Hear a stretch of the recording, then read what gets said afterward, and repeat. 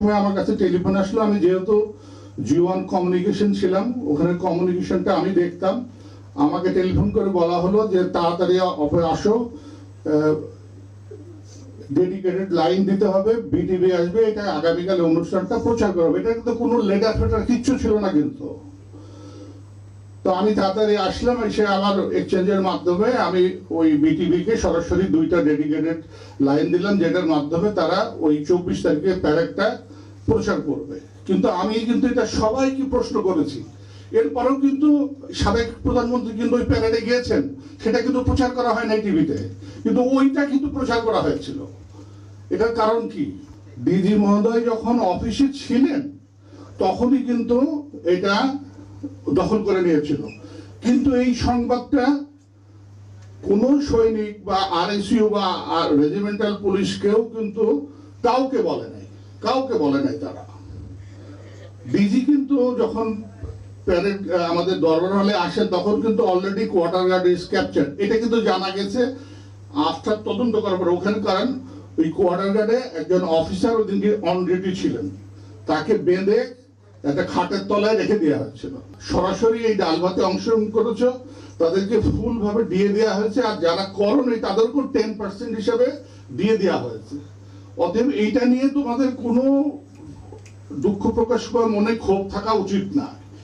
এই কথাগুলো বলতে বলতেই কিন্তু আপনারা যদি দরবার হলে কেউ যেয়ে থাকেন, যেখান থেকে কোনো অনুষ্ঠান হলে যেখান থেকে খাবারগুলো আসে, অর্থাৎ স্টেজের দিকে এইদিকে মুখ করলে বাম দিক থেকে যে খাবার আসে, ওখান থেকে একটা সৈনিক প্রথমে দৌড়ে স্টেজে উঠলো। দ্যাট যে সোলজার কিন্তু স্টেজে কিন্তু দাঁড়ায় নাই, সে কিন্তু এসে আমি দেখতে পেলাম সে দৌড়ে পালায় চলে গেল। কোন দিকে গেছে এটা খেয়াল করে। দ্বিতীয় ম্যান যে আসলো সে এসে কিন্তু ডিজির পিছনে দাঁড়ালো, তার কাছে অস্ত্র ছিল, কিন্তু সে ডিজিকে কিন্তু মারবে বলে কোনো কিছু করেনি। কিন্তু সে এসে এত ভয় পেয়ে গেছে যে সে সেন্সলেস হোক বা না হোক, সে কিন্তু মাটিতে পড়ে যায়। একটা ফায়ারের শব্দ যেখানে গাড়ি ঘোড়া থামে ওই দিক থেকে একটা আসছে। তো আমরা হঠাৎ তাকালাম হলো ওই ডান দিকে একটা মাঠ আছে, মাঠের দিকে। তো ওখানে দেখলাম যে জানলা দিয়ে দেখা যাচ্ছে যে প্রায় 6-7 জন বা 8 জন হতে পারে, যে সৈনিক মুখে বিভিন্ন কালারের কাপড়গুলো পরা, মাথায় হেলমেট, বুকে বুলেট প্রুফ জ্যাকেট পরে ওরা ফায়ার করার চেষ্টা করতেছে। ওই সময় যে গুলিটা ওরা করতেছিল, আমার অভিজ্ঞতার অনুযায়ী, আমি এটা সব জায়গায় বলেছি, এটা কিন্তু অ্যাকচুয়াল অ্যামুনিশন দিয়ে ফায়ার করতেছিল না, এটা ব্ল্যাঙ্ক অ্যামুনিশন যেটা আমরা ট্রেনিং এর সময় ব্যবহার করি, সেটা ব্যবহার করতেছিল। এর মধ্যে আমরা দেখলাম যে একটা সাদা গাড়ি, এই গাড়িটা পরবর্তীতে শুনেছি যেটা বিডিআর হাসপাতালের পিকআপ ছিল। ওই পিকআপে করে সম্ভবত অ্যামুনিশন এসে ওখান থেকে কিছু লোক নেমে দ্রুততার সাথে সোলজাররা এসে ওই যারা ফায়ার করতেছিল ওদেরকে তখন আমাদের সামনেই কিন্তু অ্যাকচুয়াল অ্যামুনিশন গুলো দিল, একদম আমার চোখে দেখা। তো ওইখানে দেওয়ার পরেই তখন ওরা আবার লোড করে যখন ফায়ার করা শুরু করলো, তখন কিন্তু ওই ফায়ার গুলো আমাদের গ্লাস ভেদ করে এই দরবার হলে ঢোকা শুরু করলো। তো ওই দরবার হলে যখন গ্লাসে আসতেছে, তখন আমরা জানলা পাশে কয়েকজন ছিলাম, আর কিছু অফিসার, ওই গ্লাসগুলো ছিল প্রায় 3.5 ফিট 4 ফিট ওয়ালের উপরে গ্লাস ছিল, তারা সব নিচে নেমে গেল। আমরা তখন আস্তে করে মাথা নিচু করে একটু ক্রলিং এর মধ্যে ভাগ করে ওই পিলারের পিছনে আসলাম। আরপিজেসিও খুব আস্তে করে ওয়াকিটকি শুনতেছে। তো আমি তাকে বকা দিয়ে বললাম, এই এত আস্তে কি শুনতেছেন, জোরে দেন। তো জোরে যখন দিল তখন শুনলাম যে সে ওই দিক থেকে আসতেছে, যে অলরেডি অফিসার্স মেসে সব দখল করে নিয়েছে এবং গাড়ি ঘোড়া পুরাই দিতেছে, গেট দখল করছে, কোপ টোপ থেকে সব অস্ত্র টস্ত্র বের করে যে যেমন ইচ্ছা ফায়ার করতেছে। এটা কিন্তু ওই ওয়াকি টকির মাধ্যমে আমরা শুনলাম। এই সময় আপনার ডিজি যখন বসে আছে, এর মধ্যে ডিজি প্রধানমন্ত্রীর সাথে কথা বলতেছিলেন। প্রধানমন্ত্রী বললেন যে একটু অপেক্ষা করো, আর্মি মুভ করেছে, তো কিছুক্ষণের মধ্যেই তোমাদেরকে রেস্কিউ করবে।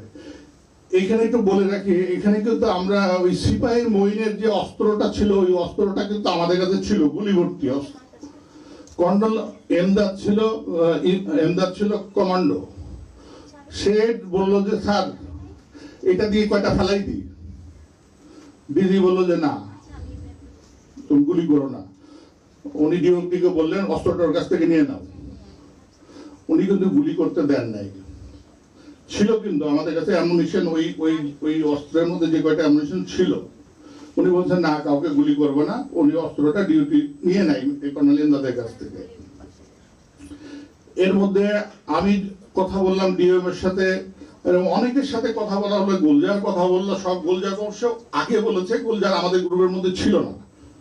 এর মধ্যে দেখলাম যে অপর দিকে যারা আছে অফিসাররা, তারা ওই হাত তুলে সব চলে যাচ্ছে, ওই বাইরে বেরোয় যাচ্ছে।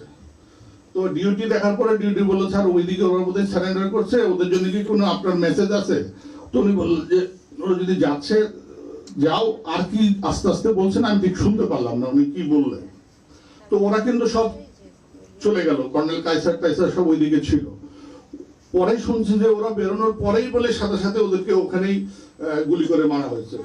পরে শুনছি, মানে ইয়ের পরে, যেটা ওই সময় বুঝতে পারি নাই। আমরা তখন পর্যন্ত কিন্তু জানি না যে ওরা আমাদেরকে মেরে ফেলবে। একটা সৈনিক এসএমজি নিয়ে ঢুকে ব্রাশ ফায়ার করতেছে এবং আমরা যেদিকে আছি সেই দিকেই নলকা দিয়ে ঘুরে ফায়ার করছে। বাট ফায়ারটা আল্লাহর রহমতে আমাদের বরাবর না এসে, এখনো যদি বিডিআরে গেলে ওই দাগ দেখবেন, দুইটা উপরের দিকে চারটা গুলি, দুটো পাশে গুলিগুলো আছে। এনসাদ স্যার সামনে আগায় যে বললো এবারে তুই ফায়ার করতেছিস কেন? পরে নাম শুনছে বলে সিপাহী সেলিম ছিল বলে, যে আসছে সেলিম ছিল। যা তারপর সে ওখান থেকে চিল্লাই বললো যে আপনারা সবাই বের হয়ে যান, না হলে গুলি করে দেবো। তো ডিজি দেখলাম চেয়ার ছেড়ে উঠে বললো চলো। তো ডিজি আগে গেলেন, ওই আমরা যারা ছিলাম তার দরজার পর্দাটা ফাঁক করার পরে উনি বেরোয় গেলেন। ডিজির বরাবর সব আমরা এক এক করে বেরোয় গেলাম। আমরা যখন ওই স্টেজ থেকে নিচের স্টেজে নামতেছিলাম, তখনই একজন হলো, ওরা সব একটু দূরে থেকে সব ফায়ার আমাদের দিকে লক্ষ্য করেছিল। আর যে লোক আমাদের কাছ থেকে সব মোবাইল সব কেড়ে নিল, তার হাতে কোনো অস্ত্র ছিল না ওই সময়। নিয়ে আমরা নিচে নেমে ডিজিকে মধ্যে রেখে আমরা একটু গোল কার করে দাঁড়াইছিলাম। আমাদের বিশ্রী ভাষায় গালাগালি করে বললো সারা জীবন আমাদেরকে সিঙ্গেল ফরমেশনে করেছে, তোরা গোল করে দাঁড়াইছে, সব সিঙ্গেল লাইনে দাঁড়া। পরে সিঙ্গেল লাইনে দাঁড়ালো এবং কি ডিজি প্রথমে দাঁড়ালেন। ডিজি কিন্তু সবাই আগে দাঁড়ালেন, ডিজির পরে ডিজি, এভাবে একটা অটোমেটিক সিনিয়রিটি হয়ে গেল ওখানে। ওই সিনিয়রিটি অনুযায়ী আমরা সবাই দাঁড়াই গেলাম ওখানে। আর সৈনিকরা আমাকে অনেকে পরে প্রশ্ন করছে যে তুই এত বড় লম্বা চড়া একটা লোক, যে দুজনকে ধরতে পারলা না, ধরে ফেলাই দিতে পারলা না, আমাকে অনেকে পরে বলছে। অনেকে, ওরা ছিল বেশ দূরে এবং তাদের হাতে অস্ত্র ছিল এবং সব আমাদের দিকে তাক করা, কিন্তু যে ওরা বারবার বলছিল যে কিছু করলেই গুলি করব। তো ওটা ধরার কোনো স্কোপ ছিল না ওই সময়। ওই পাশে আর একটা ওই দেবদারু গাছ লাগানোর একটা গাছের একটা পোস্ট ছিল উঁচু করা, ওখান থেকে 4 জন সৈনিক, এরা কারা আমি এখন মতো জানি না, বাট পরবর্তীতে আমাকে কয়েকজনের নাম দিয়ে বলেছিল যে আমি যেন ওই নামগুলো বলে সই করি। আমি কিন্তু নাম সই করিনি, কারণ ওই 4 জনই যে ওখানে ছিল আমি ঠিক জানি না, কারণ তাদের হেলমেট পরা, পরা, এসে ডিজিকে প্রথমেই গুলি করে। 2টা গুলি বুকে লাগার সাথে সাথে ডিজি কিন্তু ডান দিকে হেলে পড়ে যান। পরে আরো 2টো গুলি ওনার গায়ে লাগে, উনি পড়ে নেই। এই সময় আমরা যারা লাইনে ছিলাম সবাই ওনার দিকে যাওয়ার চেষ্টা করলে একটা হুলস্থুল কারবার শুরু গেল, ওরা অটোমেটিক ব্রাশ ফায়ার শুরু করলো। এই সময় ওই অফিসার যেদিকে ছিল, ওই আমরা যে 12-14 জন অফিসার ছিলাম, সবাই যে আপনার পার্সে চলে গেছে। ওই সময় একটা বুলেট, এটা কি সরাসরি আমার গায়ে লেগেছে কিনা আমি বলতে পারবো না, বা রিকোশেট করে এসে লাগছে কিনা এটাও বলতে পারবো না। আমার এখানে প্রচন্ড জোরে লাগলো। ওই সময় আমি শুধু খেয়াল করলাম যে এটা কি ভেতরে ঢুকছে নাকি বেরোয় গেছে। আমি হাত দিয়ে দেখলাম যে না, এটা ভেতরে ঢোকে নাই, এটা পাশ দিয়ে বেরোয় গেছে। ওই চিন্তা বাদ দিয়ে আমিও, ওই সব অফিসারই তখন শুয়ে পড়ছে, আমিও শুয়ে পড়ে যে সামনে তাকাইছি, সামনে তাকালে দেখলাম যে ওই টয়লেটের গেটটা সামান্য খোলা, শেল্টার নিলাম। বাট আমাকে ফলো করে আর কোনো অফিসার কিন্তু ঢোকে নাই। ওই সময় হলো ও বলার সাথে সাথে যারা বাইরে ছিল ওরা দরজাটা না খুলেই ফায়ার করা শুরু করলো। আর যেহেতু টয়লেটটা খুব ছোট, আমি দেখতে পাচ্ছি যে গুলিগুলো জাস্ট আমার নাকের সামনে দিয়ে যাচ্ছে, কারণ আমি যে টয়লেটের পাশে বসে, আর টয়লেটের এই সামনে এই জায়গায়